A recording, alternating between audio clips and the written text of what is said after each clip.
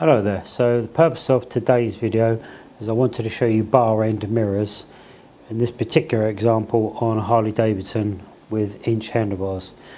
The Oberon bar end mirrors that we're looking at currently are mounted underneath the bar, and you do have the option to swing them up so that you can either have them out the end of the bar or indeed at the top, and of course you can also move the bezel should you want it to have it in that way, you know, even if you like, well, any combination of.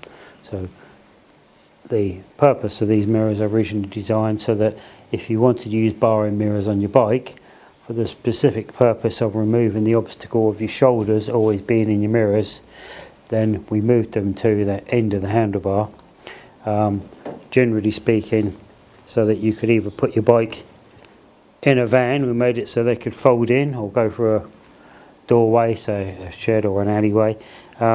It does so happen to just work out that you can also then mount the mirror underneath, which some people prefer the looks of, and ride with it there.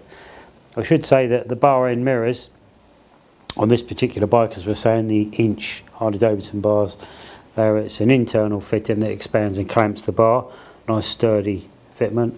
The part here where it swings on the handlebar, we've got little clutch plates in there, and by adjusting the tightness of this bolt that you may be able to see, you can change the grip of that so you can have it as tight or as smooth as you like.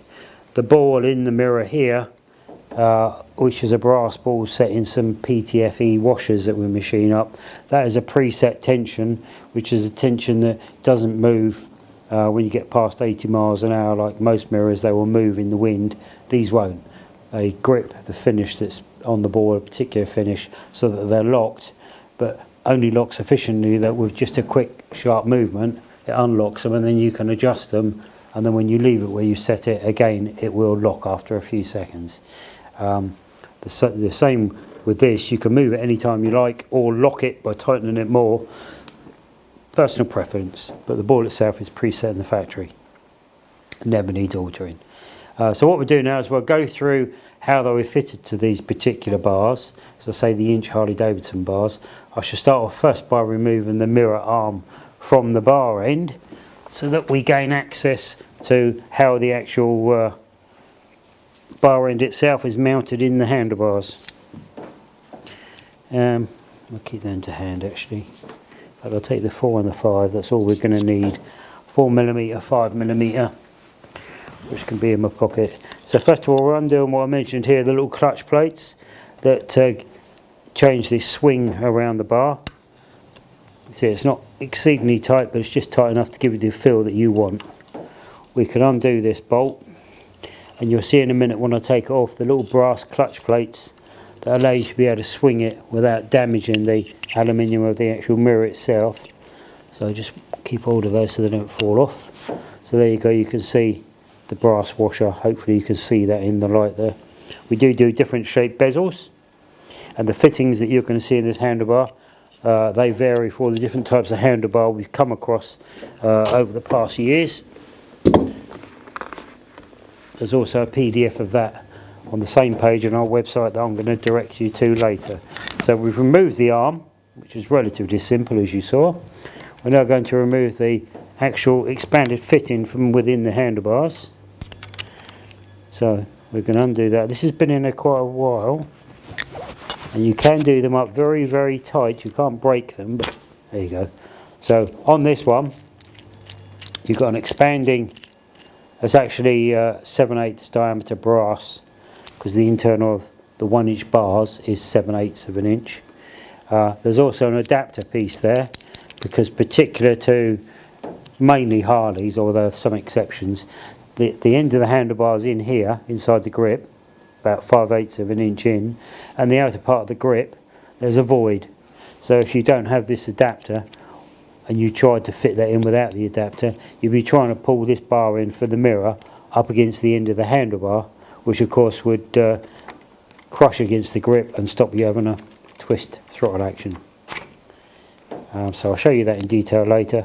The most important thing I wanted to show you here was that when I first put the mirrors on this, when I first got the bike, it had a closed end grip, which I'll show you. So here's a new one I've bought. As you can see, it's just got a tiny hole in there, which most of them have, so it lets the air out while you're pushing it on. And that of course doesn't allow you to fit a bar end fitting through.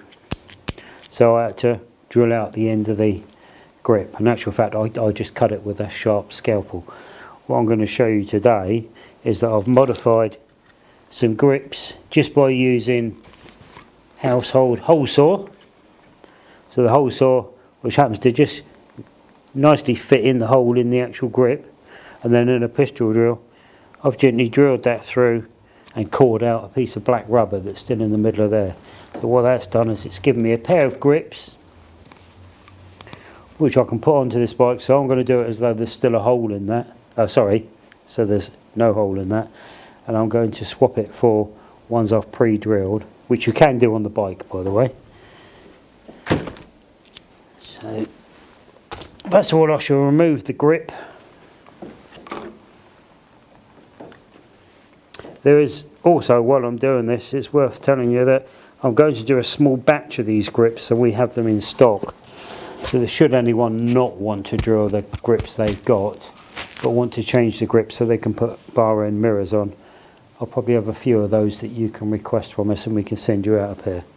So I've taken that grip off.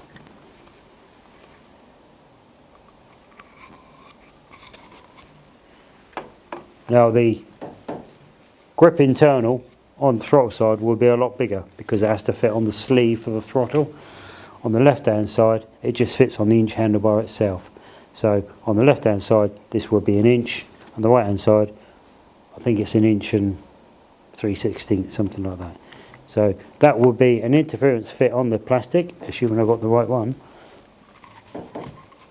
Oh, it's that one. And what we're going to do is we're going to tap that on. It may be, depending on the type of grips you buy, that you might have to glue it on. These are particularly good and are actually a substantial fit. You actually have to cut them to get them back off.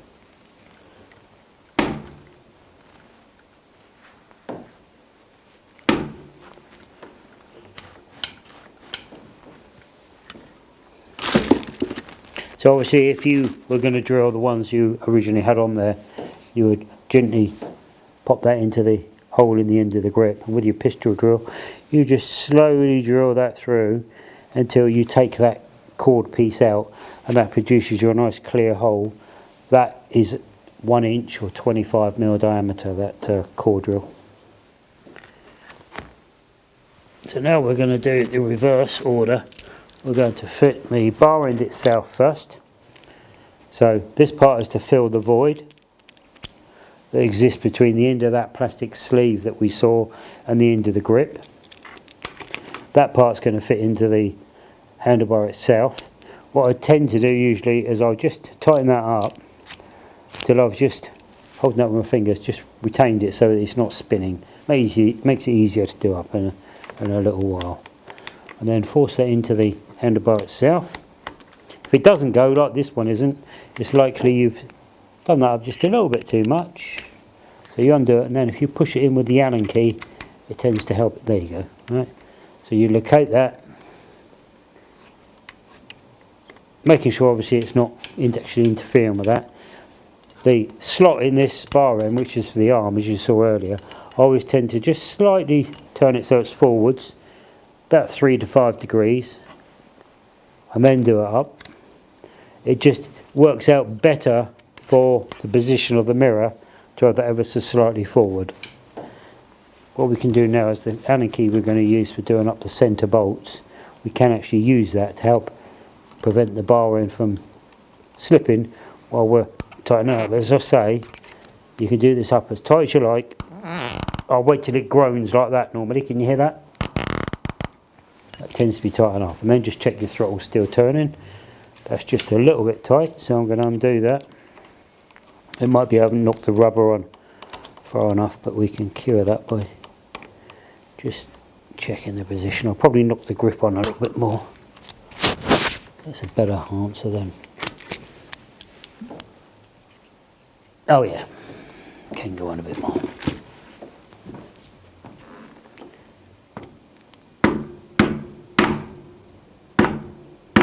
That's probably about it.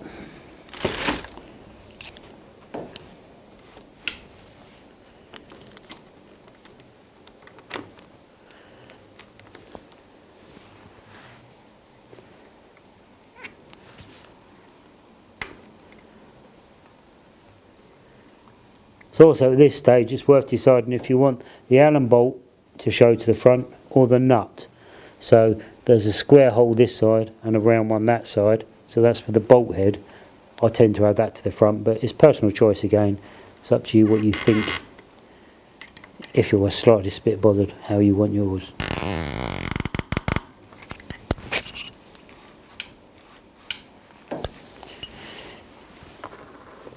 Then we get the mirror, the clutch plates, the bolt and the nut. So the clutch plates are going to go on either side of that bar end arm. That is the bit that creates an interference fit, so it would be a bit tight going in, but allows you to tighten up the Allen bolt pretty tight to give you a stiff action, but not so that it grinds up all the aluminium. So that going there. I'm going to have my bolt in from that side, so I'll just watch I've got the hole lined up. There we go. As you see, without it done up at all, that's just a little bit too loose. The nut fits into this pocket this machine put around here, which is, I did say square, but it's actually an oblong shape to allow for the corners of the nut. And then we're going to screw that into the nut till it touches, like that. And then we're just going to decide what sort of tension we personally want for that fitting. And that is how I want it. So that's a reasonably easy and reasonably straightforward way to fit bar end mirrors, in this instance onto Harley Davidson bars. It would be pretty much the same principle for any bike. Some come with a hollow end already, a lot of sports bikes. Some don't, you might need to open it out. The biggest difference is going to be the internal of the handlebar. So that's fitting the mirror. It's exactly the same for the left hand side. Because the mirrors are not handed, as you can imagine, if that mirror was put now on the left, the difference would be that the mirror would be underneath. And of course then you simply would just need to move it up and switch the glass around. So therefore, as you can see, they're not handed. Okay. I think that about covers fitting a bar end mirror. I say I'll put a link into the website link. Press the space bar to pause at any time. We'll be adding another adapter number, which will be the one we've talked about in this video.